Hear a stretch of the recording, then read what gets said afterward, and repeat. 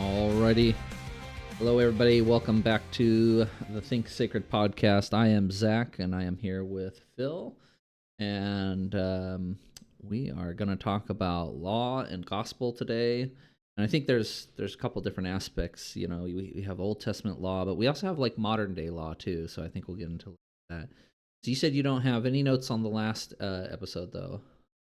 I don't have any notes on the last one. I did listen to it. I didn't really take time to jot any notes down. It's kind of odd as a person that is recently retired. I feel like I'm busier now than I was before. So I'm not lacking for things to do. So I think that's a good thing, right? Yeah. Well, the last episode was a pretty good one. I don't know. I mean, we covered a wide range of topics. Some of our previous episodes were a little more focused, but that one we covered. We kind of went down a whole like journey. You know what I mean? By the end, we were nowhere near where we started. So we'll see how this one goes, huh? Yeah, we'll see. I mean, if I again, nothing about the previous thing except you did leave it at the end that we were going to talk about law and gospel. So the only thing I did, and only did it a few minutes ago, is I queued up some verses to kind of maybe start the conversation about law and gospel. Yeah, sure. So let me know when you want to start. Oh yeah, go ahead. Okay. So I think this is hopefully going to start the conversation, get it kick started, so to speak, and then I'll just read them, and then we can just talk about what law and gospel is, and we'll just see where we get. So. I'm bringing up two verses, and one is definitely law and the other one is gospel. So Jesus preached law and he preached gospel. And sometimes it was very distinct how he preached. Other times he might have weaved law and gospel into some of the conversations. But if we start here, I think these are really good examples to really understand what they are. Okay. This one starts out and says, a certain ruler asked him, "Good teacher, what must I do to inherit eternal life?" What must I do to inherit eternal life? "Why do you call me good?" Jesus answered. "No one is good except God alone. You know the commandments. You shall not commit adultery. You shall not murder. You shall not steal. You shall not give false testimony. Honor your father and mother. All these I have kept since I was a boy," he said. When Jesus heard this, he said to him, "You still lack one thing. Sell everything you have and give to the poor, and you will have treasure in heaven. Then come follow me." When he heard this, he became very sad because he was very wealthy. Jesus looked at him and said, "How hard is it for the rich to enter the kingdom of God? Indeed, it is easier for a camel to go through the eye of a needle than it is for someone who is rich to enter the kingdom of God." Those who heard this asked, "Who then can be saved?" Jesus replied, "What is impossible with man is impossible with God." We can talk about that one. Yeah, and the problem, it's a great verse, and it's a story that we've talked about before, like in our private conversations, and I've talked about with a lot of other people as well. Problem is I immediately start thinking once again of how everybody gets to heaven, you know what I mean, instead of thinking about the law aspect of it. But anyways, keep going. So the next one, and this is the gospel one. When they found him on the other side of the lake, they asked him, "Rabbi, when did you get here?" Jesus answered, "I tell you, you are looking for me not because you saw the signs performed, but because you ate the loaves and had your fill. Do not work for food that spoils," so he's talking about work there, "but food that endures to return to eternal life, which the Son of Man will give you. For on him God the Father has placed his seal of approval." Then they asked him, "What must we do to do the works God requires?" Okay, what must we do to do the works God requires? Jesus answered him, "The work of God is this, to believe in the one he has sent." Oh boy. All right. So do you have any comments on those? I mean, I can start, or you can kind of start.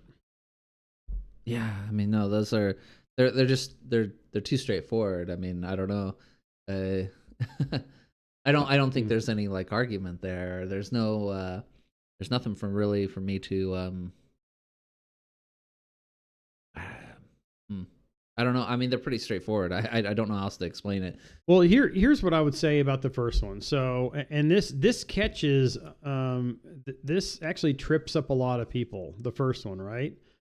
Um, what must I do to inherit eternal life? Think about the question, right? And this is the problem with today's religion: is I have to do something, right? What must I do to inherit eternal life? What do I need to do for God to approve of me or God to accept me? That's really the question, right?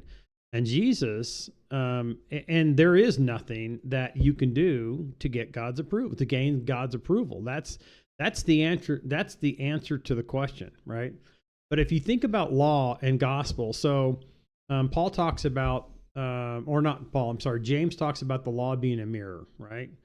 It's a mirror that we look at, right? And if we understand what the mirror is, because he kind of talks about that, if we understand it, then basically we're going to be broken, and therefore we're going to understand that we can't do anything to, the bottom line is we will understand that we can't do anything to to gain eternal life. We can do nothing, right? All the law is a mirror. Paul even talked about the law, and he said, once the law came, I died. That's, sin. He said, once the law came, sin entered, and then I died, right? And so the law is a mirror, is really how the Bible describes it. It's other things too, but that's kind of how it describes it in terms of our sinful nature. So what must I do to inherit eternal life? And he says, have you done these things? In other words, Jesus is pointing to the law, and the guy is saying, well, I've done all these things. I mean, think about that answer. You know what I mean? So Jesus, knowing the heart of man, he knows what people need. And there are times where law is necessary to turn someone to grace, to the gospel, right? But sometimes I think I shouldn't say it like this, but we just have to be careful if we're talking to someone that we're not just going straight to that thing I said, which is not the gospel. I said, God loves you and has a plan for your life. Yeah.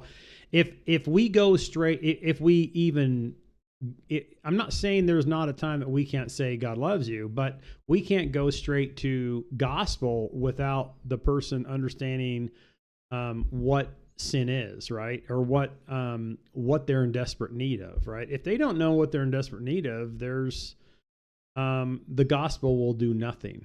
It will absolutely do nothing, because the gospel is only when we have understanding of our sin. So you have that gospel, that law over here, what must I do? And then you have the other one where Jesus says, the work of God is this, to believe in the one he has sent. In other words, you can't do anything. You have to believe in the one he has sent. Now, we can even go deeper into that. You can kind of weave in Galatians. Galatians is a really, really good book if someone wants to get into what God thinks about us trying to earn salvation. It is a scathing rebuke. So we look at... Well, okay.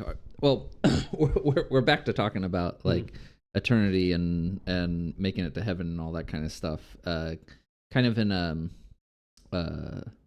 way that's just kind of is mirroring one of our previous episodes. Maybe what we need to do is we need to first let's define like what is law, like what is, because okay, so in the Old Testament, especially in the first few books, right, after Exodus, Moses is writing down a lot of things for the priests to do. Mm-hmm. Like one of them is when someone has a sore, they need to go up and they need to touch it and see what color it turns, right? And the same thing, if a house is moldy, they see what kind of mold it is based on the color that determines what they do. Now, are those laws, or are those just good medical advice or something like that? Because it's written kind of as if they were laws, right? And did they understand did the priests understand that to be laws as well? Or is that just yeah, like good, because they didn't have medical people back then, right? Yeah. The priests are performing that duty as well, right? Yeah, I think for clarity, if you look at what the law and gospel distinction as I'm putting forth, it's not that there's not other things in the Old Testament or New Testament or anything that has to do with how we ought to do things or even how we ought to behave. You know what I mean? That's one thing, to say, hey, here's how you should behave, right? Or here's just some practical advice, because that's really practical advice, I guess, is what you're talking about, right? Yeah. What I'm talking about, what I'm talking about is the law that condemns, right? Is the are the things that basically God says, even the thoughts in it, the thoughts of your mind basically are going to condemn you, not of the mold and all that other stuff, but the things that think about it this way. Think about the 10 Commandments, right? You shall not steal. You should not, have other gods before me. You should not take the Lord God's name in vain. You should not commit adultery. You should not covet. You should not. I can't even remember. Take your neighbor's wife and all that stuff. So those, if you think about those as the law that I'm trying to frame it up as, right? Those other things are law, we could actually say that they're law too, and that's fine, or maybe just good practical advice. I guess the how I'm framing it up is the law that condemns, right? The things that you think that you do well enough to earn God's favor, right? I don't think the eradication of mold is something that those people back then would say, wow, if I do this, God's going to favor me per se. It's more those other things that have a flavor of the condemnation law, right? Well, if they don't do it, though, aren't they endangering other people's lives? And isn't that so? That would be considered an egregious sin, I guess you would say. Yeah, or breaking of the law. Yeah, I mean, yes. It would. It wouldn't could. So I'm not diminishing that. I guess what I'm trying to do is just, for the people that don't understand the law and gospel distinction, I guess I would say think of it this way. Think of the law that Paul talks about, maybe, or James talks about. Or James talks about the mirror and the 10 Commandments, you know what I mean? Where was it Paul that said, if you break one, you've broken them all? You know what I mean? Or someone said that. I'm so lost right now. I'm tired of it. But if I've broken one, I've broken them all. I don't think in the context, in the mind of the writer, they were talking about that law per se, but it's not that you can't, right? But anything you sin is anything that you do. Anytime you have unbelief is sin, you know what I mean, or anything like that. So we could actually frame it up as that. But I'm not. The easier way to do it is just say, look at the 10 Commandments. Look at anything that pertains to that, whether it's in thought or deed, right? And those things that you do, those right there are going to condemn you. And if you think that because a lot of times when we compare ourselves to others, or when human beings compare ourselves to others, right? We're not saying, "Wow, I eradicated that mold," right? The way that we normally compare ourselves to others in order to make ourselves look better, which is very sinful, right? Is, wow, I would. How do I put it? I mean, I'm not using a very good example. Wow, that show that I saw on TV of that, that reality show of this person that murdered so-and-so, right? I would never do that, right?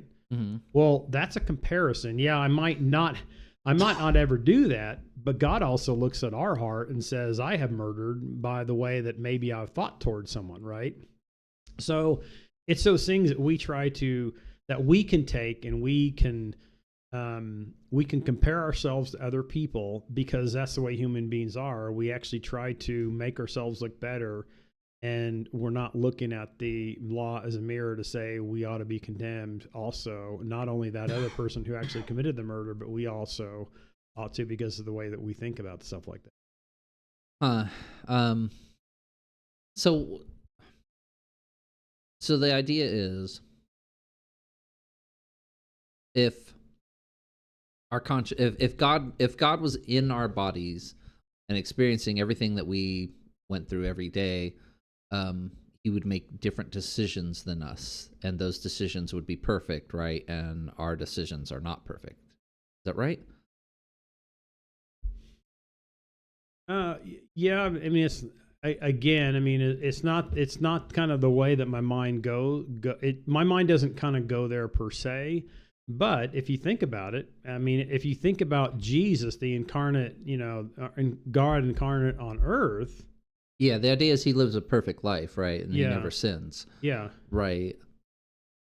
But he does a bunch of things that, well, I mean, even they did back then. They crucified him, basically, right? They said that he was breaking a ton of their laws. He said he was doing all sorts of crazy weird stuff that he shouldn't have been doing. You know what I mean?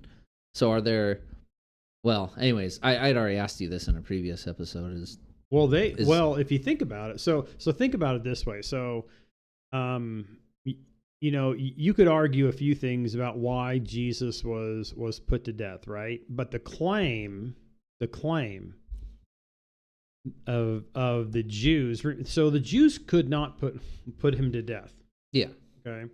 So they had to kind of summon the Roman authorities and beckon Pilate and Caesar, so to speak, right? That this person is against this kingdom here.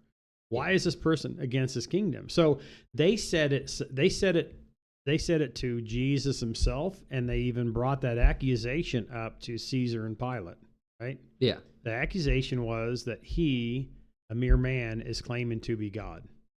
That's what they said. Yeah, yeah. And they said, therefore, he is blaspheming God, right? So if we, if we may not claim to be God per se, yeah, yeah, but if we actually put ourselves in the place of God, right, then that is something that we ought to be mindful of and understand that when we do that, we have broken God's law, right? So that's a law. That's a law that we can break, yeah. Right? My God, I mean, when you put it that way, it becomes like so. It makes Jesus's claim like extremely radical. Because if somebody came up to you today and said that they were God, you know what I mean, and say they could do some sort of miracle of some kind or something like that, like you'd still have a really, really, like, I mean, I assume there's almost nothing that anybody could do today that would actually convince you that they were God, if they were. Well, hopefully not. but Jim Jones, right? He actually claimed to be an incarnate God. So did Koresh, David Koresh. Yeah. Well, so did Marilyn Manson. So did Marilyn Manson. So did sorry, not Marilyn Manson. Charlie Manson. Yeah, Charlie. I know he meant. Yeah. Which is funny. Marilyn Manson. That's how he chose that name. It's half Marilyn Monroe, half Charlie Manson. That's how Marilyn Manson. Anyway, never mind. No, that's completely off topic. So here, although you actually did, well, anyway, let me think about this. So go ahead. You were going to say something. Well, I mean, yeah. So it's interesting that way of talking about the law and these like work-based things. I'm sorry. Here's one thing though that I thought was interesting based on what you just said is, I mean, C.S. Lewis, right? And there actually is a documentary out there that I haven't watched. In fact, I just noticed it the other day on one of those channels. Who knows? I think it was Amazon, by the way, Amazon Prime. Yeah. And it was The Most Reluctant Convert, I think is the name of it, something like that. Well, I remember he claimed to be the most reluctant convert, right? But the way he put forth Jesus right? So if it, and you know, it's back to what we talked about last time, where do we believe the writings of the Bible, right? Like what evidence do we have that these writings are true, right? So, but C.S. Lewis actually said, he said for Jesus, he said, you can't just think of him as a good teacher, right? Yeah. And he named a couple of things. You can't just think of him as a good teacher. Or He said because his claims, to your point, were so radical that you have to either say he was a liar or a lunatic, or you have to bow down to him as Lord, right? You have no other option, right? yeah. So the people that say, well, he was a really good teacher, well, but he's not God, you know, you would have to say, well, then what do you believe? You know what I mean? If you say the writings are good and you believe, and like I've talked about, some of the people that have come up against believe, you know, they more or less believe in the writings of the Bible. Well, why are you saying that he's a good moral teacher, or that he has good, you know, he has good things to follow? Well, then you're actually bringing him down a level to where he really claimed to be. So if he claimed to be, which we believe and we know, if he claimed to be God, and only God could forgive sins, for example, right? As he said, if he claimed to be God, then basically, then you either have to say he is God, or he is a lunatic or a liar. Yeah. You know, you can't. That other one is not an option. Yeah, this is pretty. Well, I mean, it's good stuff. It is kind of basic here. Okay, so let's try to shift back to this law thing here. So how did like laws in general come about, right? Like because in the Old Testament, like pre-flood, what kind of laws do they have? Do they have like governmental laws or something? Apparently there's a civilization building up, and there's people that are coming up with laws. And that's another thing too, is all over the world there are a lot of laws that people seem to agree on, or civilizations have seemed to agree on. You know, one of them being like, you know, don't steal, right? Don't steal is probably the most common one. Don't murder in cold blood would be another one. Although, you know, murdering in a duel or killing someone in a duel would be fine in other cultures. Actually, it was fine in our culture for a really long time. That's what, in the Wild West, you could call a person out and you know, tell them that they were cheating, say that they were cheating, and then you guys could duel to the death, and that was legal. But see, that's an interesting one right there. You know what I mean? It's like, so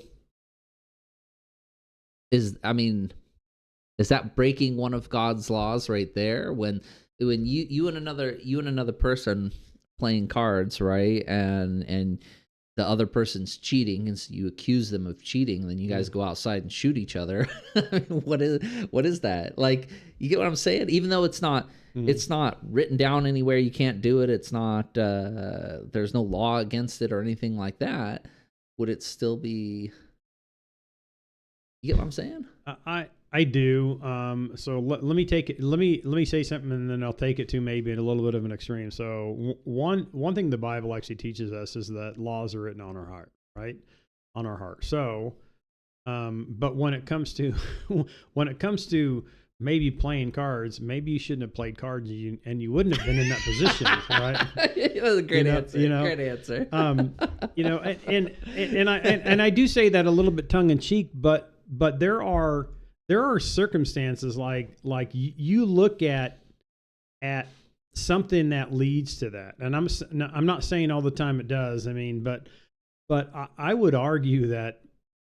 Well, I don't know if I should argue this. I would say many times when an event that drastic actually, or an event that drastic actually happens, it's you have put yourself in a compromising position already, like way ahead of that. I'm actually a firm believer of that. And it may have been 10 minutes before that, or it may have been a year before that leading up to it, where you've allowed yourself to, I don't know. I mean, to frequent the bars or whatever. You know what I mean? Like, so I'm not saying that answers your question, but sometimes we put ourselves in about the stupidest position, and all of a sudden we wonder what the heck happened. Yeah, no, I'm totally in agreement with that. I have numerous examples of putting yourself basically in a situation that could have been avoided just a long time ago. Oh, I mean, as a police officer, I think I've told you this story before. This is a fascinating story. I love this. So I had received a report or a call that the assistant manager at a local pizza joint, had received a call on the phone, and the person on the phone claimed to be an FBI agent, right? That was looking into their missing money. Now, obviously, an FBI agent is not going to call the local pizza joint for a couple, like, dollars missing here from your safe every once in a while, right? That's not going to happen. So right there, at that moment, he should have hung up. I don't know. Maybe he was just a crooked FBI agent. So then the assistant manager, then the person says, okay, well, I need your phone number because I'm going to call you on your cell phone because you're going to have to do some things for me, okay? So that's the second buy red gift flag. Cards. No. Yeah, that's what happens. Oh my gosh. So the next part is he tells him, I need you to take all the money out of the safe. I need you to put it in a bag, right? And the whole time the assistant manager, each step, the assistant manager just keeps going. And I had to ask when I'm doing the interview with him, I had to ask him at what point in time did you think this was a bad idea? So then the FBI agent, supposed FBI agent, so obviously it wasn't a real FBI agent. It was obviously a scammer. And he had a hard accent too, I'm sure. Yeah. He says, I need you to take the money and get in your car. I need you to drive your car to Walmart, right? That's the next step. Then he says, I need you to buy a bunch of green cards. And the whole time, the assistant manager is still just doing this. At what point, as soon as he asked you to take the money out of the safe, it's like, why didn't you hang up? You know what I mean? And he gets there, he actually buys the green cards, and still he doesn't stop. Then the guy tells him, I need you to scratch off the back and read me the numbers. And still the guy doesn't stop. You know what I mean? And then he's driving down the road back to the Pizza Hut. I'm sorry, it wasn't a Pizza Hut. It wasn't a Pizza Hut, but he's driving back to the pizza joint. Don't give Pizza Hut a bad name. Yeah. No, he's heading back to the pizza joint, and he the person tells him to take the cards and the receipt and to throw them out the window. He did it. And I went and found these. I actually drove out there to the street and I actually investigated and found the receipt and the cards. No, I don't. I have. If you're going to ask a question, I have no answer for you on this one. Well, it's this once again. Let's go back to what we were talking about. It's the situation. It's like you should have stopped way back when. You know what I mean? And it just keeps going. And so it's like, at what point in time, do you turn around? You should be able to recognize that way before you get that far down the road. You know what I mean? So I'm a firm believer in what you were saying about not putting yourself in a certain situation. And that's one of those. That's one of those ones. I had a couple scams like that, man. A couple old ladies that came in, a younger girl that had her TV basically scammed off of her. Yeah, it was wild. It was wild. So, anyways, and they want you to get in the middle of this. Yeah, it's funny. Well, which as a police officer, there wasn't much I could do on a lot of those cases because, I mean, it's somebody in Pakistan. It's like, what am I gonna do? I can't, Yeah. or somebody in some other country in the either far Middle East or whatever. Yeah, and these are difficult for me because you know how I feel about this. If I am. Well, I'm totally sarcastic, unfortunately, and that's probably not a very good thing. But I'm highly sarcastic when it comes to those type of fraudsters, or actually doing, sending me these, sending me these instant messages or even emails, all sorts of things that are just, for me, they're easily identifiable, but I'm very sarcastic when I see someone that's taken for something like that. And I have more sympathy for the old lady than I do the person that, the person of our age. But I don't know. That's probably not good on my part to not have sympathy for that. But that is, but I look at that and I'm going, what in the world made you think that this person was legit? Yeah. Now, so this goes back. This message was legit. This email was legit. That FBI agent was legit. Yeah. This goes back to that thing where you're saying that the law is written on our hearts, or good and evil, the knowledge of good and evil. See, I question that we actually learned what good and evil was, or that we actually do know what good and evil is. I don't think we know. And so that plays back into that whole thing of like, well, you can't, Jesus is saying you can't there's nothing you can do. There's no works that you can do to get God's favor, right? It's like, okay, what's the solution? The solution ends up being, right, is Jesus comes down and it's God having an experience so that he understands us better, and then he makes the connection. Because we can't make the connection, God has to make the connection. Anyways, sorry, I kind of put that more in my language than in a language that would be understandable to almost everybody. But I hopefully you get a little bit of what I'm saying there. Yeah. Yeah, I think so. I mean, when you're talking, I think people are far more stupid than we realize. I think even us. I mean, we probably, I think basically everybody thinks they know more than they do until they find themselves in that type of situation, like with the pizza manager, and then they realize, and then they wake up a little and they gain a little more consciousness or something. Well, I think you said a couple things there. I mean, I agree that in general we think of ourselves higher than we ought to, right? Yeah, we do. We're prideful. We think of ourselves higher than we ought to. Like I said. Also, there's examples out there of, think about this. So, and sometimes I fall into this, and I got to stop. Well, that's what you were talking about, that story. That's what the rich man is saying to Jesus. He thinks highly of himself. He thinks, oh yeah, I've followed all the laws, so therefore I'm a good person. He said that. Yeah, I've done these things, right? And so. He is thinking more highly of himself, but he's also not understanding what the law really is too. So it's both of those. You know what I mean? Yeah. Well, that's the whole point of this conversation right here and that's what I'm trying to see if you can articulate a little bit better, because you're talking about it, and I get what you're saying as far as those things. I want to define the law better. You're talking about putting up a mirror to yourself, and what, like viewing your shortcomings or something like that, or how can you define it any better? Can I define the law? Yeah. Or in the context, in the biblical context of what we mean, right? That's why I had asked you. It's like, where do these laws come from? When we look back in like ancient history and we look at these laws that are, being created and everything like that, where do they come from?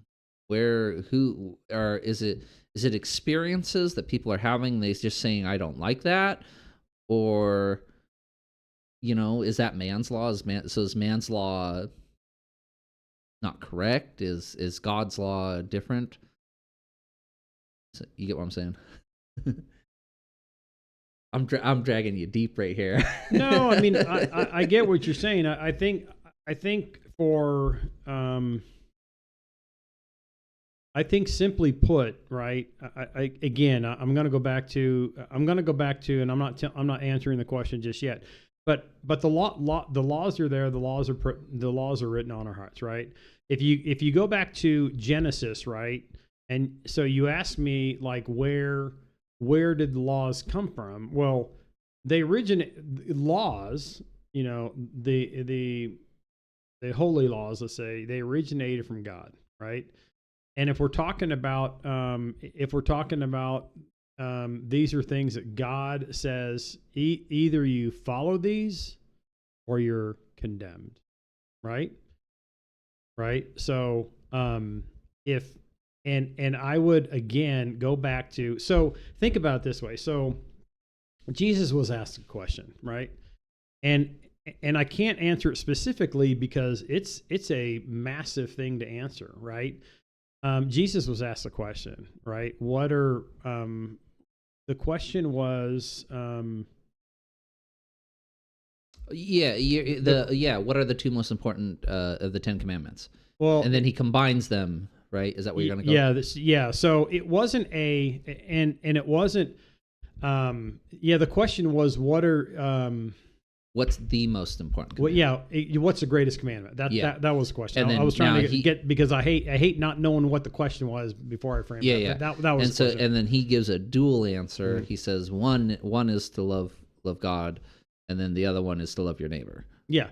So love God with all your heart, soul, mind, and strength. Love your neighbor as yourself. He said the law, not just 10 commandments.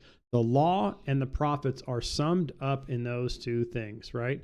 And so if we want to broad base it and say, is this a law, is this a law, is this a law, is this a law? We can say, love God, love your neighbor as yourself, right? And then when we don't do those things, like you said, I mean, and it can be that basically we're not eradicating mold and therefore we're harming our neighbor, right? We're doing harm to our neighbor. That could, I mean, I guess you could say that in that respect, right? And so if you sum up the law, if you sum up I'm sorry, if the law and the prophets are summed up in those two things, right? Then you could say that anything that is you're not loving your neighbor and you're not loving God, those are basically you're breaking the law, right? So how do we know? But then I think you're asking more or less, I think you're asking, well, how do we know, or who actually makes these laws? So let's go back a little bit. Because okay, so as I was talking about those Old Testament laws and everything like that, I think the priest's understanding, if I'm getting this right, the priests and the Pharisees, their understanding of the law was those specific laws. I have to do those specific things, right? And basically, what we're saying the law really is it's not specific things. It's broader than that. It's more like if I can help someone out, I should help them out because I have the knowledge and the ability to help them out. That would be the mold incident, right? So the mold thing, it's not like that's the law that's going to condemn you, not going over to somebody's house and helping them get the mold, but it's the fact that you have the ability to help somebody out who is possibly in danger due to mold, and you don't do it. That would be, it's like an internal thing, right? This goes back to you saying it's written on your heart. It's like an internal thing. Well, the law is written on your heart doesn't mean it means that you ought to behave accordingly. That's what it means, right? Now, so let's go back a little bit. So let's go back to Genesis where he says, "Don't eat of the fruit." Right? Is that a law? Right? Think about it. Think about it. Is that a law? Well, it was a direct command from God as he's walking. As he's walking with them in the garden, and then he commands them not to eat of the fruit. Is that a law? Yeah, I would argue that basically God said, "You do this, and you will surely die." Right? And so you could say that, the way that you explained, I think, is partially it's true, but it's not everything, right? If it starts there, they eat it and they shall surely die, right? Yeah, that's a radically different one right there. You bring up the not eating of the fruit of the tree. Yeah, how would that be an internal thing of either loving God or loving your neighbor, it doesn't really match, right? It's just a direct commandment from God. He's just telling you, just don't do it. Well, I mean, it's your interpretation that it's not loving God, or that's not loving God, right? Yeah, I guess so. I mean, that'd be more like if you love your parents, as a kid, you're gonna do what they ask you to do, right? Yeah. That's at that moment you may love as a really young kid, you may love your parents, but at that moment you made a bad decision that was showing that you didn't love them at that decision point, right? So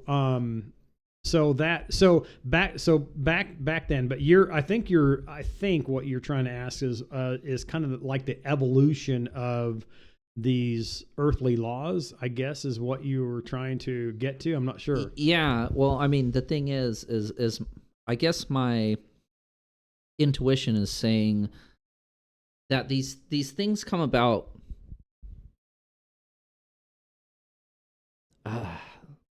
like they come about more internally, or they're more guided than we think, right? Because the way that it's written, right, is Moses goes up on the mountain and God literally writes them on stone, like in the Ten Commandment movie. It's like, so it's literally a pillar of fire that like shoots down and like writes the Ten Commandments out and everything like that. But once again, there's massive amounts of civilizations that have very similar laws, or at least some of them are the same. Like I said, like no stealing and no murder. You know what I mean? Like that's pretty universal. There might be a few, outliers here and there, but it's pretty universal, right? So like that has to be somewhere deeper than just the Ten Commandments on the mountain, right? It has to be even further down than that. Do you think? Okay, so. But see, but you did bring up the Genesis one, and that is different. I will admit that one's completely different. God are telling them not to eat from the tree. Why is it? Well, okay, so let me ask that question in a bit, but let me ask this though. Okay, do you think that before the Ten Commandments were given to Moses and he brought them down the mountain, that those people said, "Oh man, I didn't know murder was bad"? I mean, do you think that they all of a sudden they were like, "Oh man, I didn't know that"? Yeah, exactly. That's what I'm saying. That's what I'm saying. It's something deeper. They already knew that. Yeah, then it's written on your heart. Yeah, that's my point. Yeah. So then, what's the point of the Ten Commandments then? What's the point of all those of how the Pharisees looked at Moses' law? What's the point of that? Like, how in the world did they come to that conclusion then? That this is what, once again, I had already said this. This is my understanding of how they're looking at it. They're looking at it like these are specific things I have to do. It's ceremonial almost. It's like I have to do something in a very, very specific way. A good example, I guess, is when they do the sacrifices and they put the they put like the blood on the altar. They have to put it on the tips of the horn of the calf or whatever, or something like that, right? It's very, very, very, very, very specific, right? Yeah. But like they think that's where their salvation lies, is in by doing this ritual just right or something like that. I think you're asking a lot of questions, to be honest with you. No, I mean really, because if you first off, and maybe we can agree. I mean, in the Bible, hopefully you can, because the Bible is very explicit that the law is written on our hearts. Now, what does that mean though, or what laws maybe is what we get to?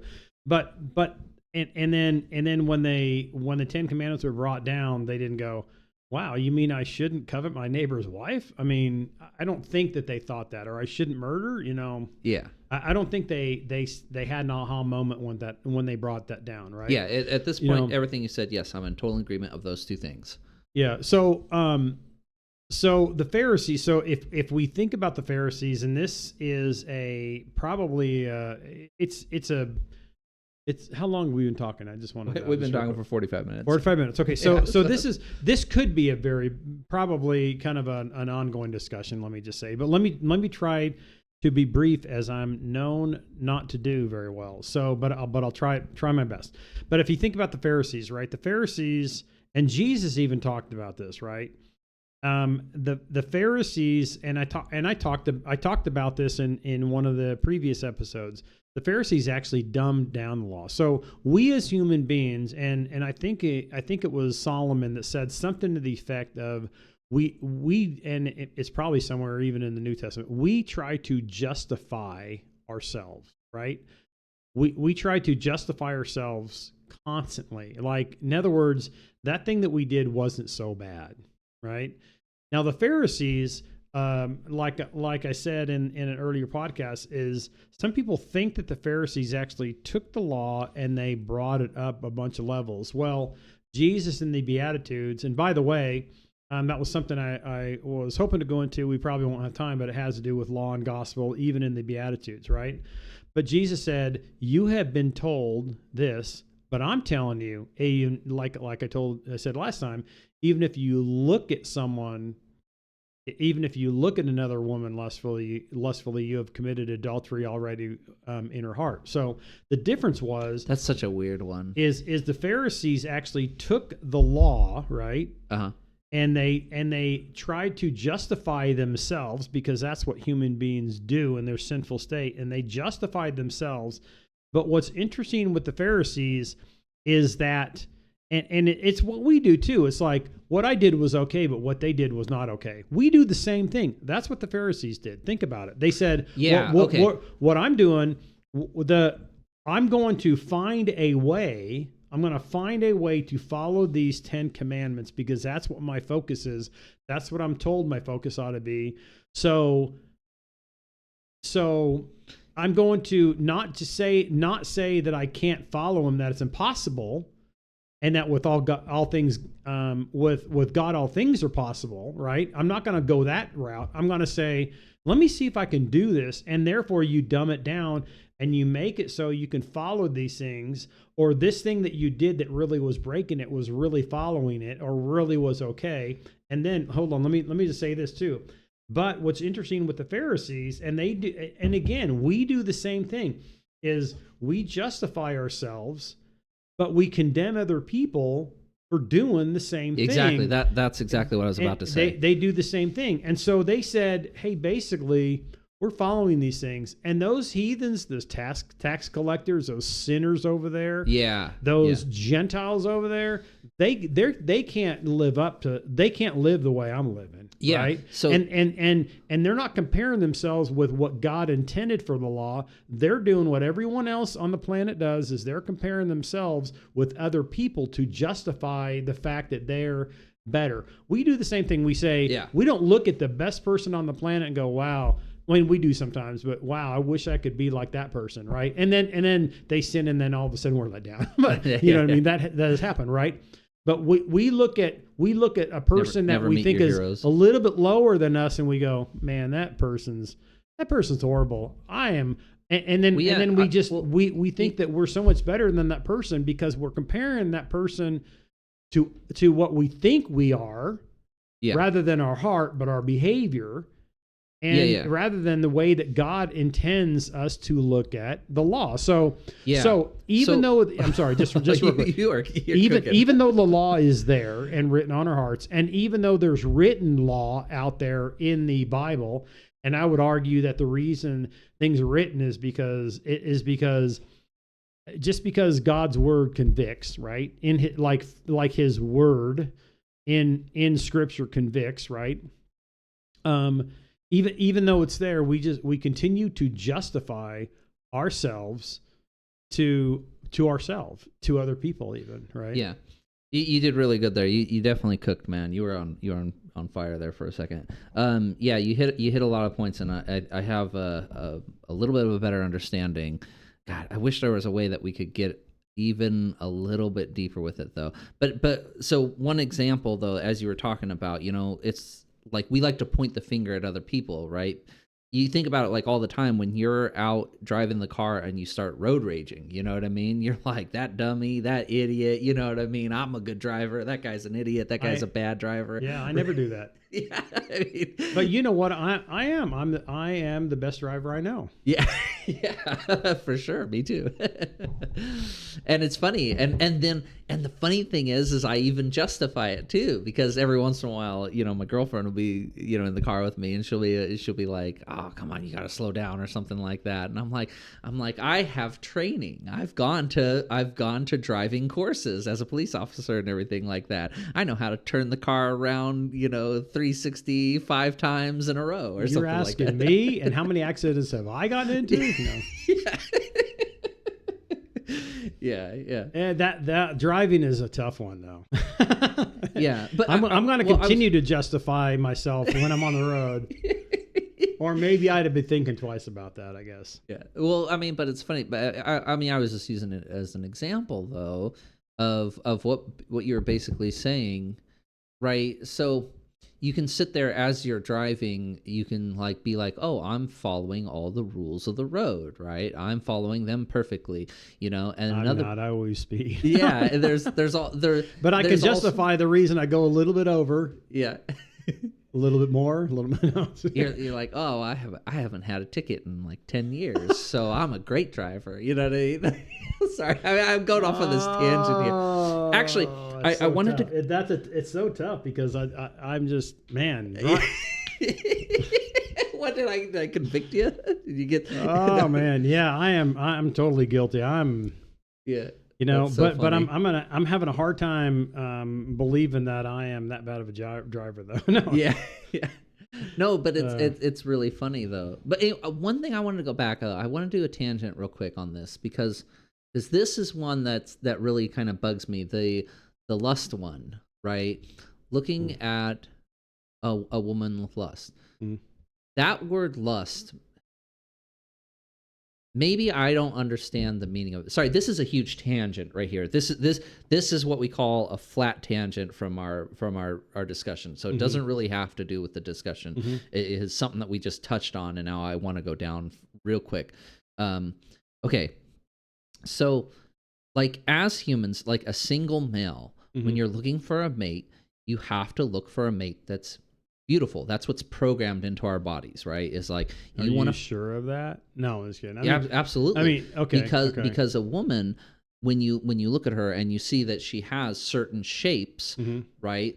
That indicates that she is more fertilitous, or she's more likely to be able to give you children and provide for you a family, right? Those are things that you have to look for. So you look for a woman that is beautiful. So like, where is the lust line drawn? Like, I think the lust line must be way further down than most people like just looking at a woman and admitting she's beautiful, and oh yeah, like especially a single woman. It might be different if it's a married woman, okay? But we're talking about single man, single woman, right? You're out on the town, out in the city, you know what I mean? You're of the age when you're supposed to be looking for a mate, you know what I mean? And here you go, you've got a woman that you're thinking, oh yeah, she looks like a great mate, right? I mean, I'm summarizing your thoughts here. I'm not saying your direct thoughts or anything like that, but that's what you're programmed to do, is to find a good, healthy looking mate. I don't know. No, well, You've been married too long. No, I'm trying to be vague, and I'll tell you why I'm trying to be vague, because I think this is where I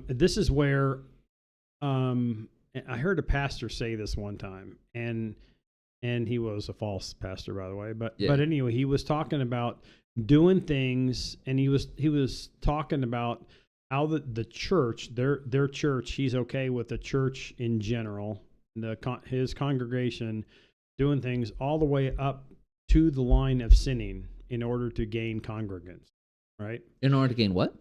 Gain people in the seats in this church, right? Now, why do I bring that up? All right, because Because I think this is where I'm just saying that we have to be careful. I get what you're saying about women and beautiful women and different things like that, right? We could look at a woman and say she's beautiful and not have any sexual thoughts about that person, right? Yeah, that's one thing. And we could we if we're 18, 19, 20, 21, if we're at that age, could we be looking at a woman and have those same thoughts and no sexual thoughts, but say, you know what, I can definitely see she looks like someone who can bear a lot of children, right? Because that's what I want, right? Yeah. That's what I desire. Can you do that without lusting? That's the question, right? And so I would say that when you say I can kind of, you didn't say it like this, but I guess I would be just careful of saying, well, I think it's further than most people think it is. I would say, can you, and I'm not saying straddle a tightrope. I'm saying, can you look at them and say, they're very pretty, they're very beautiful, they look like they would be someone that I would want to get to know and potentially marry, and that fall and those thoughts be wholesome enough to not be lustful. That's the question, right? Rather than saying, I think lust is actually further up, further than most people think it is, where God says, well, no, you haven't where some people say, well, the lust line is here. Well, is it really here? Like, I think that gets into, I don't want people to learn to justify themselves. I think it's a fair question, but then it can go too far with any sin out there to say, well, it's kind of like the question that I had on an application years ago. Well, basically, if I stole a pencil, if I took a pencil, is that the same as stealing? Well, the answer is yes, right? That's what they want you to answer. That's what they want you to answer. But a lot of people say, well, a pencil, that's nothing, right? But then there's also the thing, are they giving it away? Is it something to be That's not even the question. You took it. I don't know how the question was at. I don't know the specific wording of it, but that's why it's a trick question. Well, no, that's not why it's a trick question. The implication is you took it and it wasn't yours, and yet it was only a pencil. Well, you had to use the word implication. That's what I'm saying. Well, I don't know. I'm just saying I don't remember exactly how it was worded, but it was apparent in the question that you took it and it wasn't yours, and you didn't ask to take it. That was the question. That was really the question. I don't remember how exact wording, but that was the intent of the question, and it was asked in such a manner, right? See, this is interesting. You know what I mean? But if I take the pencil, is it stealing, or is it only if I take $1 or more, right?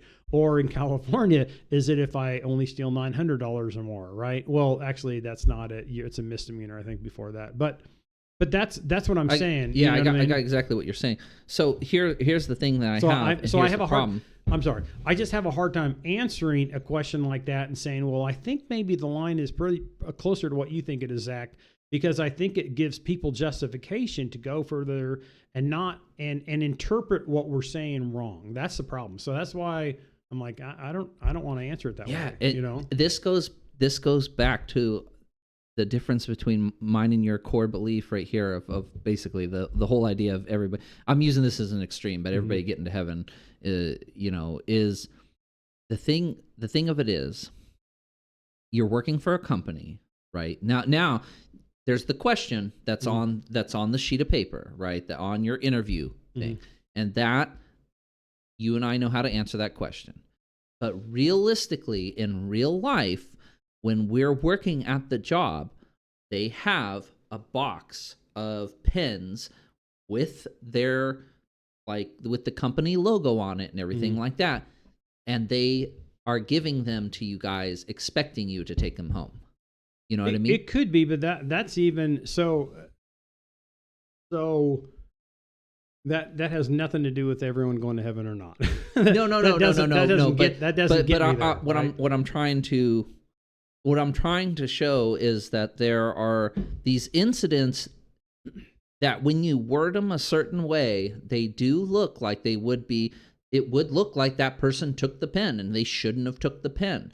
but the question doesn't specifically say like the details of the realistic like way that life is. Like life is way more complex and complicated, and things just happen way different than a simple straight up answer. That's why there are lawyers that like spend their entire life fighting certain cases where there's a hair thin difference between someone being guilty and someone being innocent.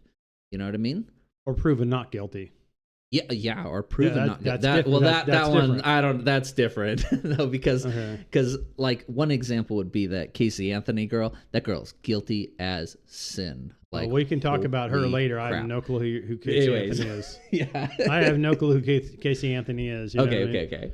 But did she understand what she was doing? That's a different question. No, I was kidding. No. Yeah.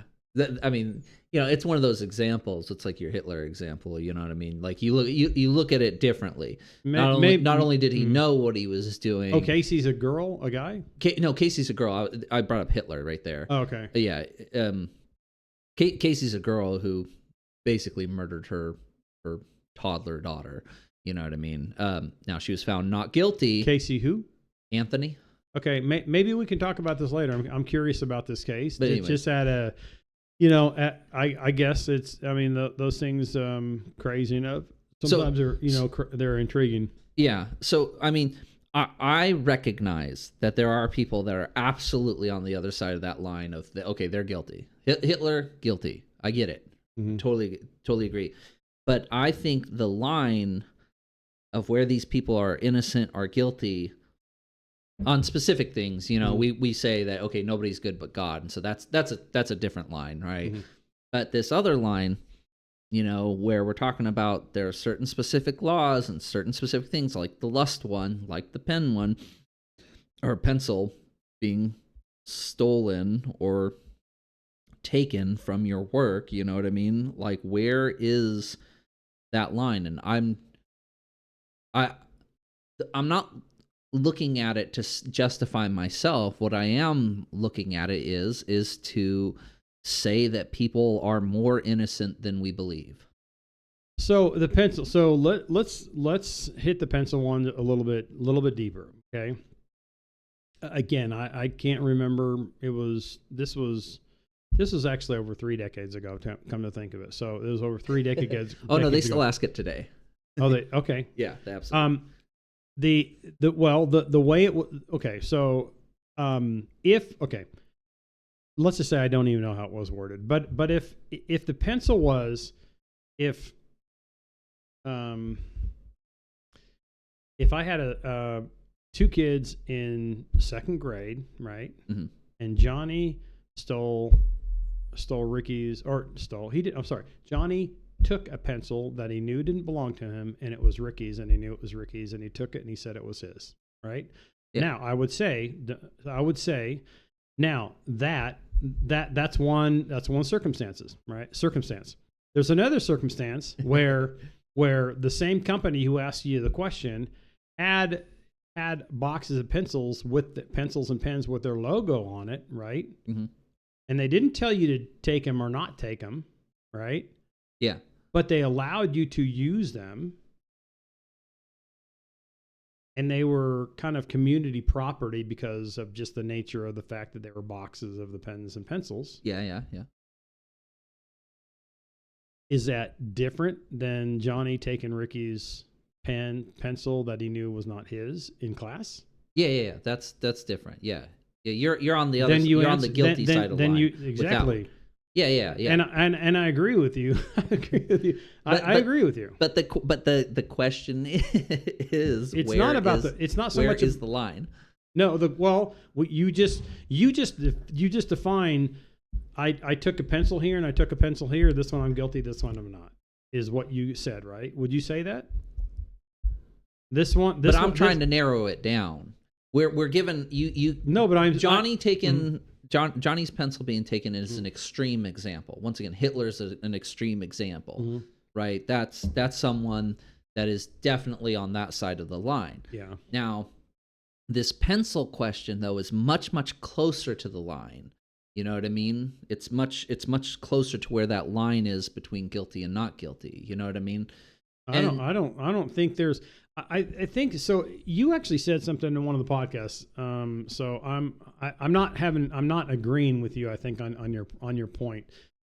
You said something in one of the earlier podcasts, and you were talking about the way, and I agreed with you on this. The way that Satan twist things, right? yeah, And it's only in subtleties, and yet it's not in our eyes. Let me just say it this way: in our eyes, it may be just a little off kilter, not quite right, right? Maybe it's not quite true, right? Is how we might put it, right? yeah, Where God would say that's a total lie, right? I would say in a lot of the circumstances, right? Where so when we try to define that line, and I don't think it's bad trying to define it per se, but I think sometimes it's not like the line is blurred.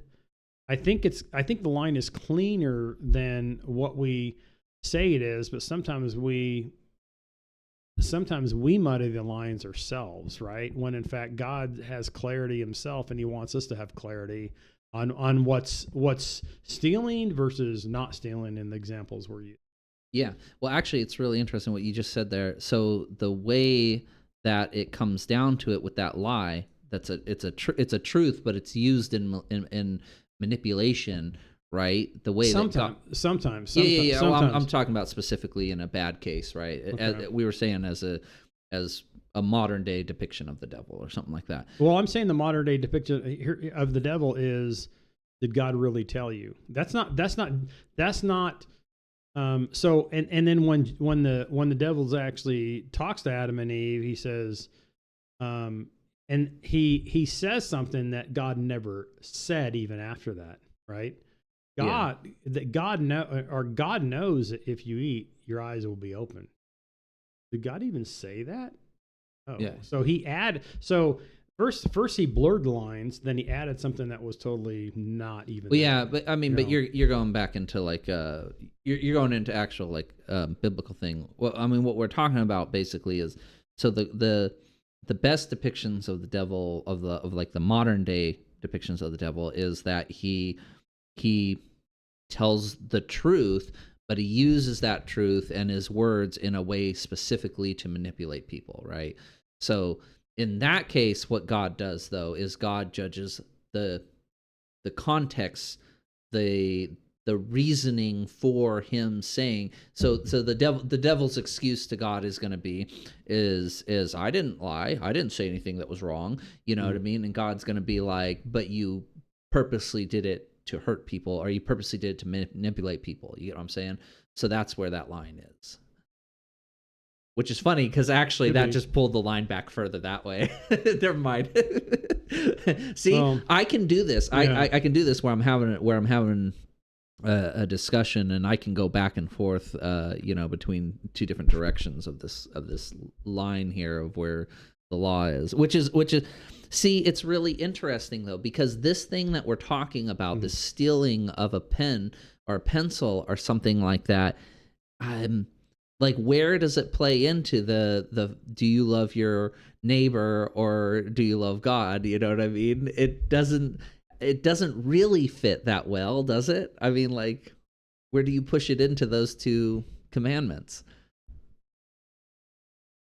I mean, if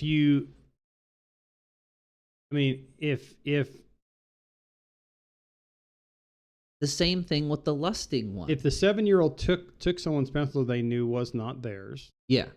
Right? At that point in time, you're harming somebody.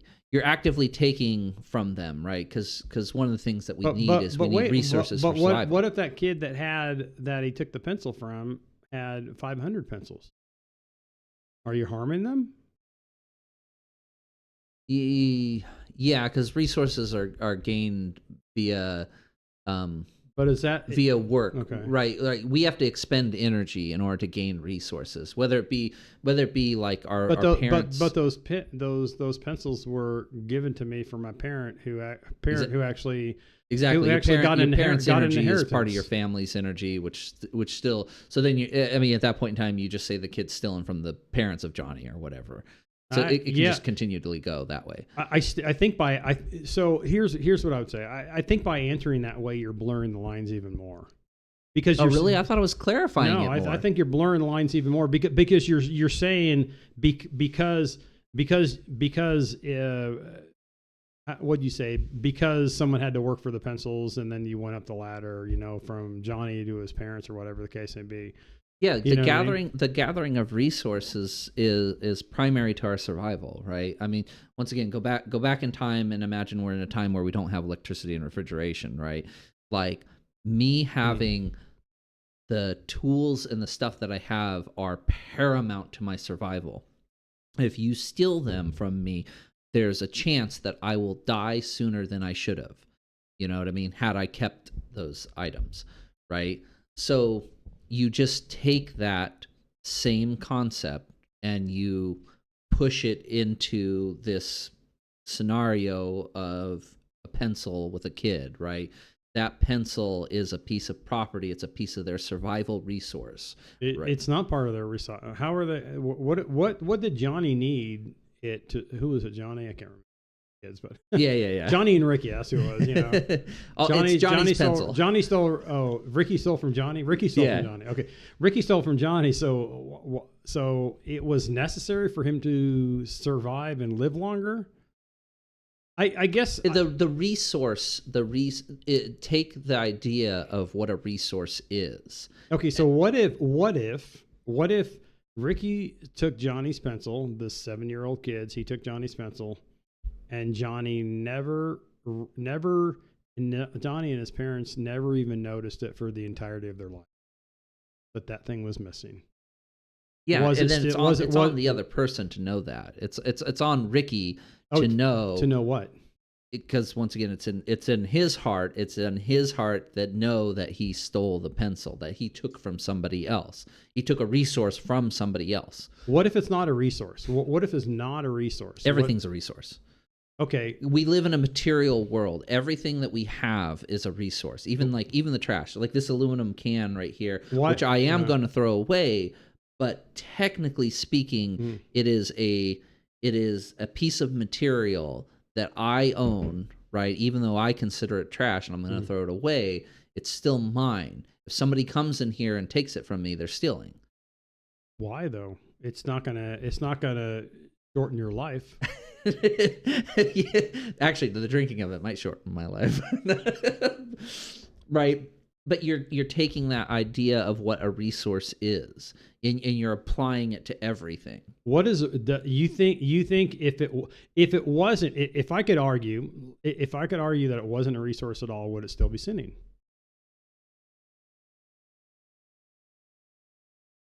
Man, it's so funny because you're basically making like a communist argument. You're making a socialist argument right now, is what you're making. I'm thinking that you are going to be heading down that path real quick if Me? you actually No. if you don't agree with me. No, I think you're the one who's making the socialist argument. No, I'm not. I'm not making it at all. I'm making the argument that your stuff, your resource, your stuff, no matter what it is. Like, I think maybe you're caught up on the idea of what a resource is. No, it has nothing to do with what a resource is. You can define it any way you want. The way that you define it, let's just say the way that you defined a resource, right? If the way that you defined a resource was, is the way that you defined it, and we could say, well, maybe it wasn't a resource, and you could say, yeah, I can come to that conclusion.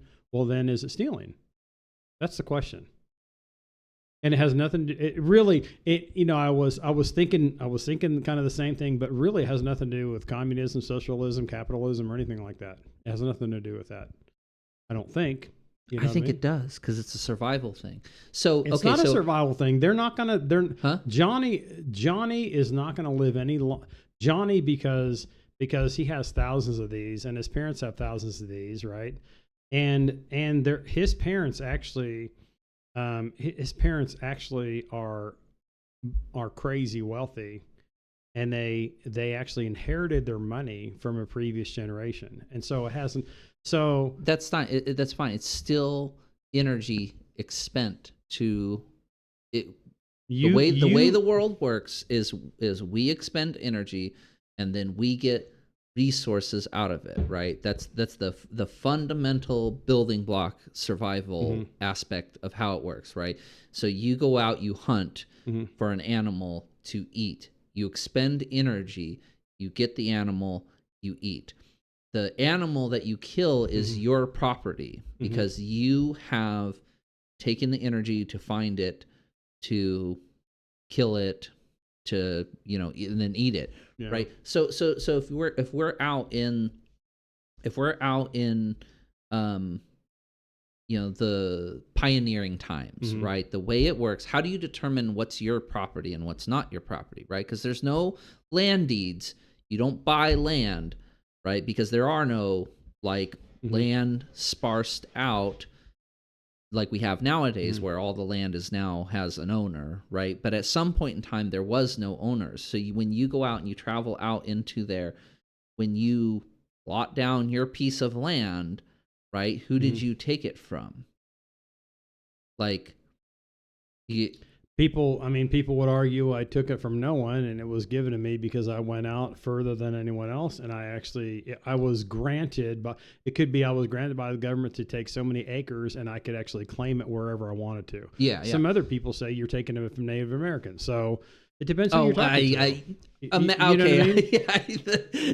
depends who you're talking to. Yeah, throw that Native American part away because just imagine that you go further back in time than to where I thought you were Native American. Go back to ancient times, and then say where there's no government, and you go out as a caveman or whatever, and you claim a piece of land, right? Yeah. And you put a fence around it or a stone wall around it or something like that, right? So you claiming the land now makes the land your property. And so you've expended the energy to get it. So the same thing with the pencils. The energy was expended to get it. It is now property, right? And the property belongs to the person, right? And so now when someone comes and tries to steal your property, this can is my property. Whether you think it has value to you or not doesn't matter. It's mine. So I consider it valuable. And then if I don't consider it valuable, I throw it away and I give it to somebody else. You just said it. It doesn't matter if it's value to me or not. There you go. Okay. So I don't think it has anything to do with. So I don't think stealing in God's economy has anything to do with. Well, I shouldn't say he has anything to do with, because I do think there's a more egregious sin if you take something that is totally necessary for survival. So I do agree with that. Well, yeah, but I think if you steal something, I think if you take something, let me just say, if you take something that absolutely is not yours and no one ever gave you, is stealing, whether or not it disrupted that person's life or not. Period. It's just the fact that you did it. So it's totally on you. It has nothing to do with how that person got that thing, how they perceived getting it. Has nothing to do with that. That's my point. It has to do with the fact that they did it. They did it. It has nothing to do with what it meant or didn't mean to the other person. That's my point.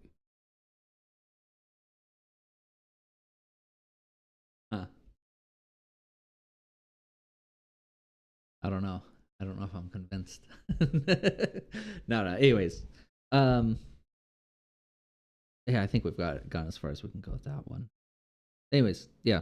But I mean, so the interesting thing with the lust one is not a property-based thing, right? Especially if you're talking about two single people, right? If you're out on the town looking for a single person, right?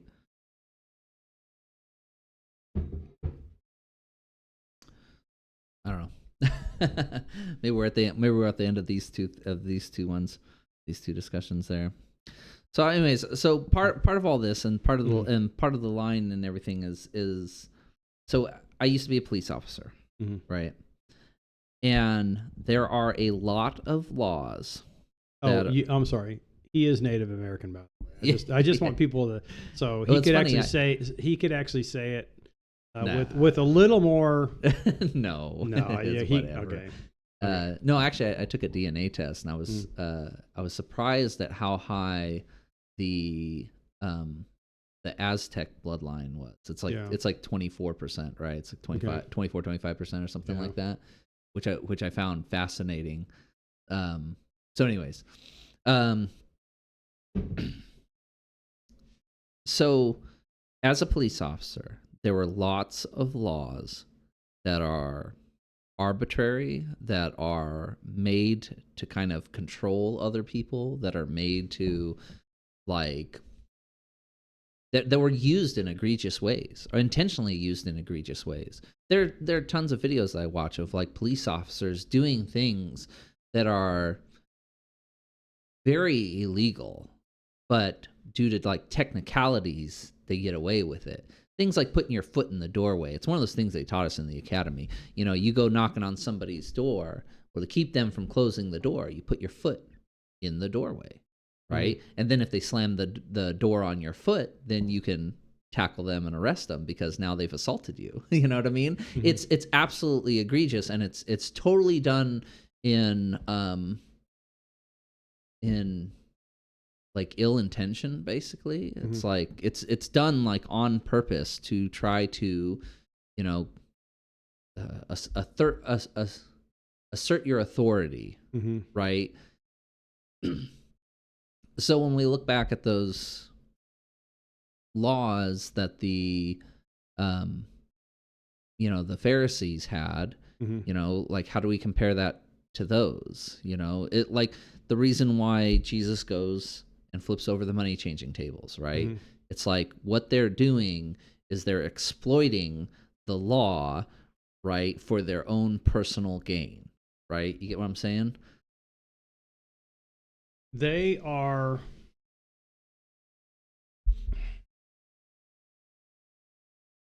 So what I'm saying I'm is not sure if they were I mean, maybe they were exploiting the law. I never thought of it that way. You know what I mean? so there are laws that are completely unjust. Is basically what I'm saying. There are they're just like like I can straight up tell you there are laws that are just flat out unjust. Like they're totally meant to either put people down or keep control of somebody, like in a malicious way, right? I had this happen. We had some strange parking laws in the city that I worked in. Mm-hmm. And there was a neighborhood where they were putting up new buildings, like whole new construction, right? Of the whole street, right? And there were neighbors that were complaining about the noise, right? So the mayor specifically had me and a couple other police officers go down there and write tickets to specific people in order to basically shut them up. Yeah. Or not, yeah, and then also with the construction people to basically assert some authority over them to tell them, hey, you guys can't just do whatever you want, or you guys or to hey, keep it down, or make sure you're watching your P's and Q's. You get what I'm saying? It's very I totally get what you're saying. It was incredibly malicious. It was incredibly malicious. I'm not minimizing your police work at all. I'm not at all. I do think that everywhere, I don't know if there's a person that hasn't argued for a stupid law out there. You know what I mean? Yeah. Or a way a law was written that maybe didn't seem stupid, that was used maliciously. That happens all the time. You know, that happens. People, that happens, I guess is what I'm saying. So I'm not sure, to be honest with you, I'm not well connecting the law and the gospel distinction that I was explaining versus the law that you're talking about. You know, when people are using law maliciously, and malicious intent, it infers that you're doing it purposefully, right? Or you're doing it with you're doing it on purpose, right? Yeah, but it's perfectly legal. It's perfectly legal. So I mean, in God's eyes, you know what I mean? You sit there and like the rich man, you're like you sit there and you say, "Well, I followed all the laws of the land." Mm-hmm. You know what I mean? Well, that doesn't really actually matter is kind of what I'm getting at. So even if you break laws of the land that are unjust, I think you're perfectly fine. I think you can do that. I think there are some laws that you can intentionally break, you know what I mean? And it doesn't affect, your soul. How do you determine which ones are just and which ones aren't then? I mean, when we were talking about that line with the pencil, right? Mm-hmm. I mean, the point is to acknowledge that there is a line. I don't know if we want to go that deep into trying to divide out and say, okay, well, this is okay and this is not okay. That might be too far. But would you admit that there is a line, or is it just no? You have to follow the laws of the land, regardless of how unjust they are. And the problem I would say is our heroes, our founding fathers, George Washington, they were law breakers, man. They intentionally were breaking law. The whole Tea Party thing, you know what I mean? Mm-hmm. I mean, that was absolutely, positively illegal based on their thing. But it was the founding of our entire country. You know what I mean? And it made what they did right. That's what a lot of people think. Yeah, you know what I mean. Yeah. See, that's the question. That's the question. I don't think it's a tough question. I really don't. Well, see, for you, that's what I'm asking. I don't think it's a tough question. Most people. I shouldn't say this. Okay, I think most Christians who have the conclusion that our nation was founded on Christian principles, right? Uh-huh. Which I do. I do think in general, now this is a general statement, I think our nation was founded on Christian principles, but I will agree with one prominent preacher who is actually was, I should say, very prominent preacher, very respected. He actually was talking about what the founding fathers did. And he doesn't argue hard against this, but he basically has said that what they did was sinful. That's crazy. He absolutely. And I was listening to it, and I never thought of it one way or the other, to be honest with you. And I was listening to him, I was like, he's right. He's right. You know what I mean? See, now, I don't know. Maybe we need to talk about that. No, I mean, but what does that mean, though? I think when it comes down to it, I think as a Christian,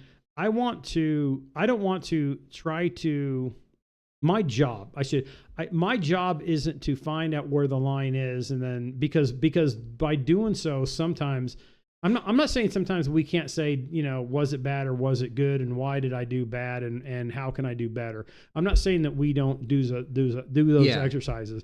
That's important in life. That's different than this conversation now. It is. But when at times we try to, when people try to push the line, I think they end up getting in danger of justifying themselves to themselves, rather. You're doing the same thing you did. No, you're doing the same thing you did with. No, but hold on, hold on just a sec, because I'm just saying I don't. It's easy to start justifying yourself to yourself, rather than like that, again, that rich young ruler who says, I've done all these things. Well, that's the mindset of people. And when they start down the path of looking at it and saying, yeah, what I did was okay. You know what I mean? Or where is that line? Maybe the line is blurred, or maybe the line is a little bit more this direction, and I can actually go in that direction because of that. It just, it's back to my original, statement, or my statement early on, and you agreed with it, where sometimes when we get in trouble, is when we when we make a decision way back when, Yeah. and we I would say we compromise ourselves, and it's just the smallest of compromise. We compromise ourselves, and then it's easier to have from that. It's not like in general that I've made a massive compromise and I'm all of a sudden in the ditch, right? I've made a compromise here, and I'm closer to the ditch along the way as I continue to compromise, as I do these little things. Yeah. And then all of a sudden I'm in the ditch before I know it. That's so I'm not saying that we can't, that it's unanswerable. I'm just saying for me, when I head down that path, then basically it's almost like I've given the ability for sin to take fruition, because I've done that. And then I get to the point where it's like, you know what I mean? And then I'm like that toad in that, in that slow boiling water, and I'm boiling before I know it. Right. That's all I'm saying. I understand. So it's me. Well, it's me I saying, understand I think I want to protect myself. And I think it's my way of protecting myself and saying, I'm comfortable not knowing and not see, trying but to. Your comfortability, is that the frog? Is your comfortability the frog in the pot slowly boiling? No. I mean, well, in the example I'm using, the comfortability is what I said it was. It's the getting more comfort, getting comfortable with. And I'm not going to say that even along the way I've made those sins, but those sins might not be as apparent. You know what I mean? So it's not like I sin way out here. It's I'm sinning along the way, but those are according to maybe society, those aren't even sins. They're just little tiny things. Well, basically, if I look back, I might say, wait a sec. If I could actually replay in my mind, it may have been a decision way back here where most people, or pretty much anyone on the planet, would say, yeah, that wasn't sin. And I would say it was pretty much because that's where I made the first compromise. But what you're talking about, though, is this idea of you not knowing is something that's not, is something that's possibly good. Now, we've talked about the fact that you can go to define the line sometimes, right? But then, there's lines and definitions that we need to explore more. Absolutely. Yeah. But when you're, anyway, go ahead. Yeah, because your argument right now is see, this is one of the things that I think we're supposed to be doing is. Why do you say we're supposed to be doing? So here's what I. No. I'm just saying. I don't even know what the question is. Or the statement is just yet. But I just want to say, sometimes you do this. You'll say, well, here's what I think, and then you start saying, and it's a therefore. It's rather than, and I'm like, wait a sec, I'm not sure if that premise was even correct. It's actually really funny you say that. Justify it, and I look at it. I hate to say it, but honestly, sometimes I look at that and I go, because of your original premise, you start heading down the reason path of justifying your premise when in fact your premise may be totally.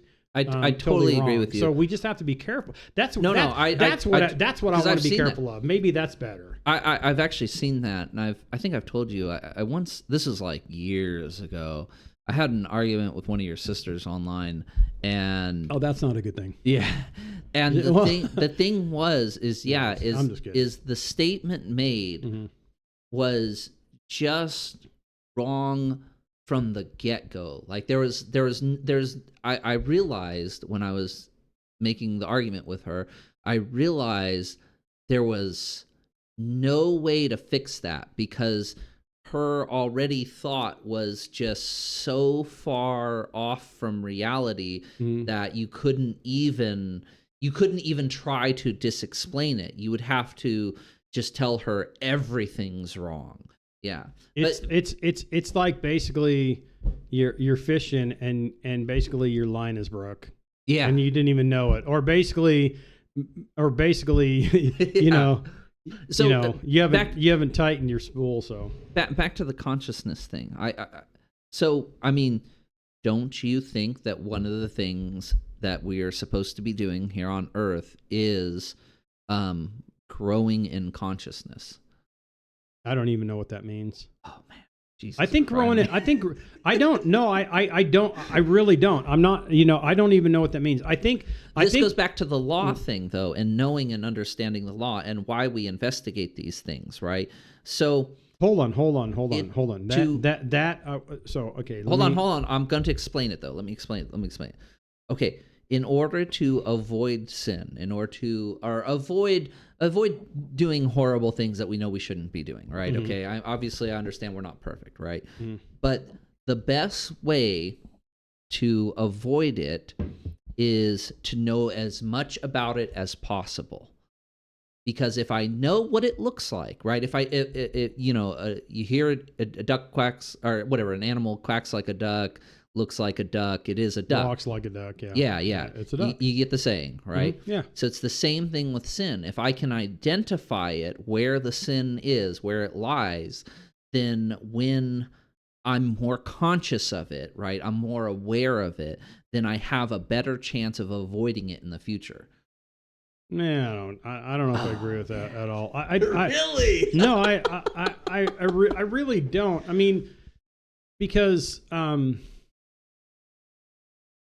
oh man, I have all right. We probably need to wrap it up. I don't, because it's interesting because and this is what I would say, and this may be a good conversation for the future. Yeah, because I have two ideas right now for our next podcast. But go ahead. Well, we look at, so if we're talking about driving, let's go back to driving, right? Okay. And let's talk about the fact that I think you had to take a driver's test. I definitely did back when. I don't even know if people have to now, right? But I had to take a written and an actual driving test in order to pass, right? In California, we had to do parallel parking. We had to drive off the side of the road and drive on. Anyways, keep going. Go ahead. Yeah. We had to see how we recovered from gravel. No, I was kidding. No, I was kidding. We didn't have to, but no, I did. I literally had to.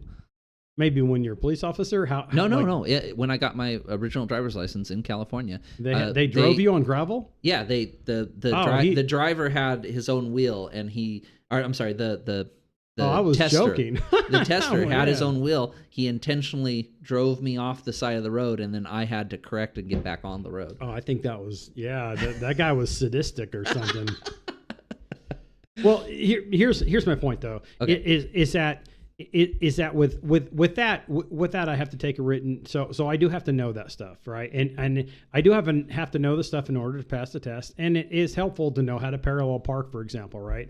Or maybe to handle the dangerous road. Maybe the gravel road is a dangerous road, right? Rather than avoiding the it's like, wait a sec, shouldn't I go around that road? But when it comes to God and how He wants us to behave, I do think it's different. I really do. I don't think it's as earthly as we want to make it to be. Like where it says, where some people are rebuking the devil and doing all these things, and the Bible explicitly says resist the devil, resist the devil and he'll flee from you. It's like, oh, like I can't do this, claim it and all these prayers against the devil and call the devil out, when in fact the Bible says, you ought not do that. You know what I mean? Like, I guess my point is that our the way that we walk as Christians is different than the way that I think we look at it humanistically, right? We walk by faith, not by sight, it says.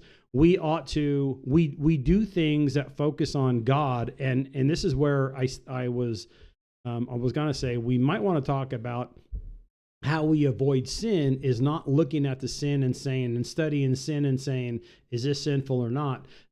I would argue that was kind of, now in order to justify themselves too, but you start falling into the trap of justifying yourself when you actually head down that path where God just wants you to cling to Him, right? As we cling to Him and as we have faith in Him, and as if what we do is not in faith is sin, actually that's what it says. I think I misquoted, but basically if we do something that's not in faith, it's sin, then basically the faith is always in an object, right? It's not faith in faith, it's faith in what Christ has done for us. If we focus on that, we will sin less. It's not focusing on the other side to say, what is sin and how can I avoid it? It's avoiding, it's not trying to avoid it, it's clinging to Christ and what he's done. And then basically the sin just doesn't, it becomes not an issue. I'm not saying we don't, ebb and flow. We do, but that's how we don't sin. It's not by saying, how do I look at this and is it sinful? We look at Christ and what he's done, and therefore he keeps us. He's the one that sanctifies us. He's the one that justifies us and keeps us from sinning. So in a world where we reason these things, we're going to look for how do we avoid sin. In a world where we say, how do we live according to the way God wants us to live as Christians here on earth? We cling to God. So that's a different. I'm not gonna lie, you cooked with that one. That was a good one, man. That was a really good answer. That was an extremely good answer, actually. Yeah. I don't know. Yeah. I'm still. There are things I've told you before about how do we understand more about God as we look around the world and we see how the world is, and because God's made this world and God's made it as it is, right? And well, I guess you might argue against that. You might say that this world is not as it's supposed to be, right? It's because it's because of original sin. Well, right? I think it's both. I think we see the world as it's not, as it isn't, but we know. Mm-hmm. So it's that. Oh man, how long have we been going? Yeah, we going for an hour and 40. Okay, it's funny, we didn't even take a break. I was thinking that we were going to go 50 minutes because actually it's evening time here. Yeah. And I'm exhausted. I mean, it started off a little slow. We got you got cooking a few times, and then we got on a roll here, so it was pretty good. Well, I would agree. It's potentially kind of both, I guess. So I don't. Anyway, what was the question? Well, it goes back. This totally goes back to the idea of free will versus God's sovereignty.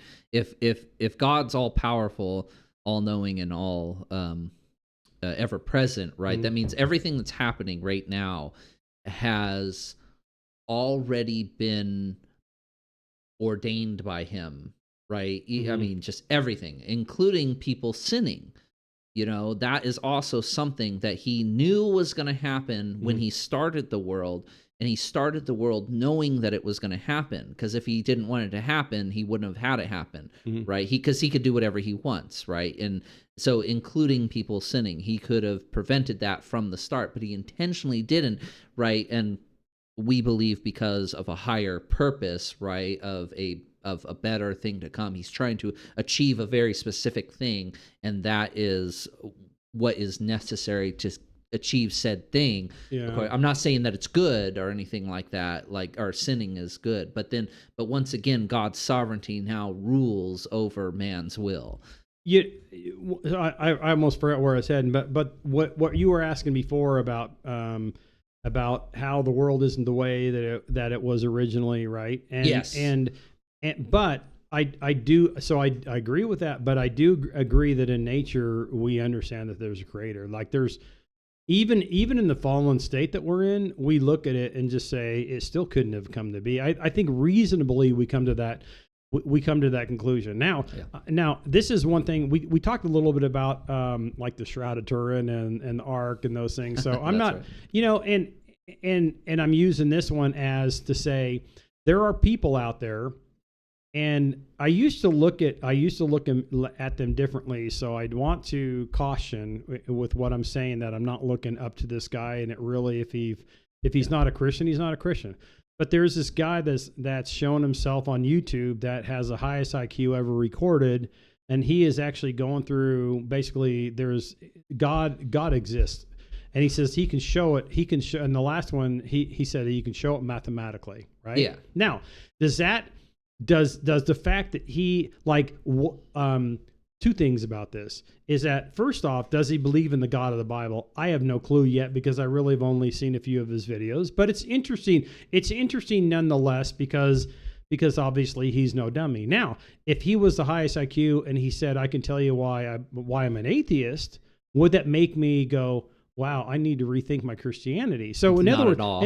in other words, Yeah. in other words, it's the flip side of the coin, right? I Yeah. can look at either one. So if this person ends up, being a heretic, or even lying about the fact that he believes in a God, does that make my faith less valid? Absolutely not. So, but I will say that it's just interesting that there are very smart people out there who have come to the conclusion that God exists, and I believe in the Jesus of the Bible, right? There's that, and there's smart people on the other side. Now, this I'm trying to bring it home here in this way.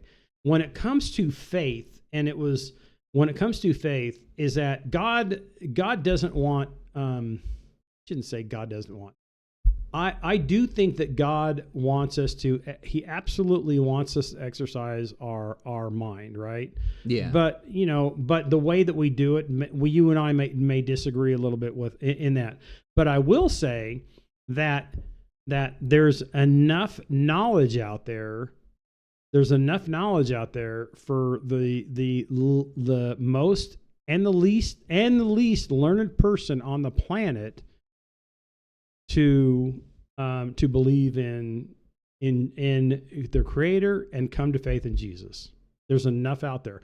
I don't like you had said, you have to know the Bible before you become before you have saving faith. You didn't say it like that, but it was kind of like that. I think. That's the thing I question. I think that anyone, if anyone has said that, I would have big disagreement with that person if they said you have to like the word. So anyway, all I'm saying, I thought that's what your position was. My position is I want to know more as an individual. I want to be able to share more. So I need to know more about the word, right? That's one thing.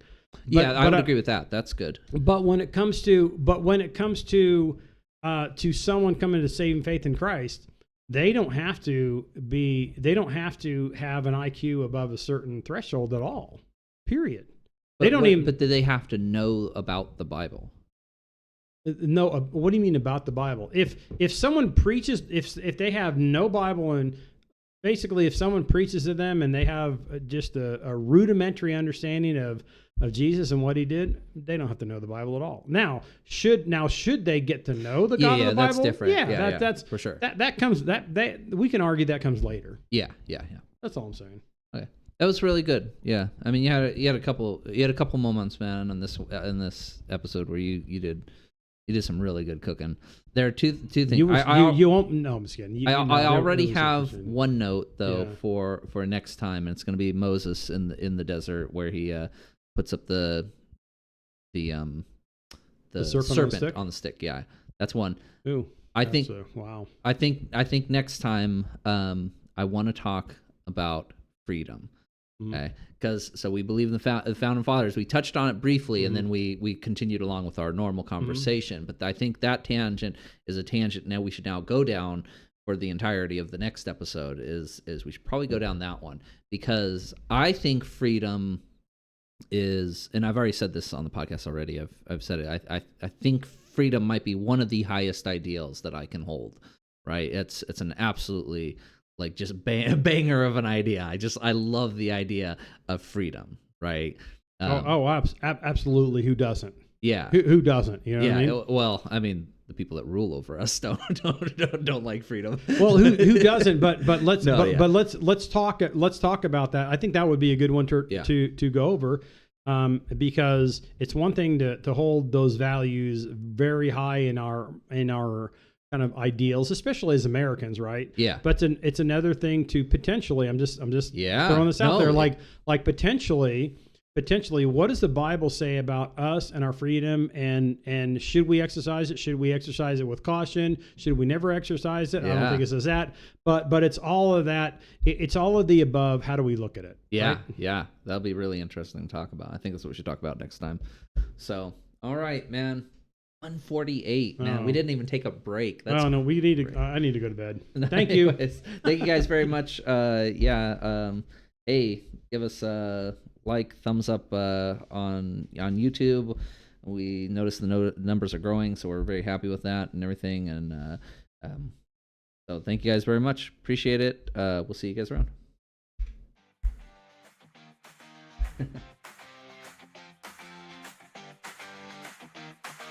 Man, my back is hurting from working out there. Oh man, so I don't know about you.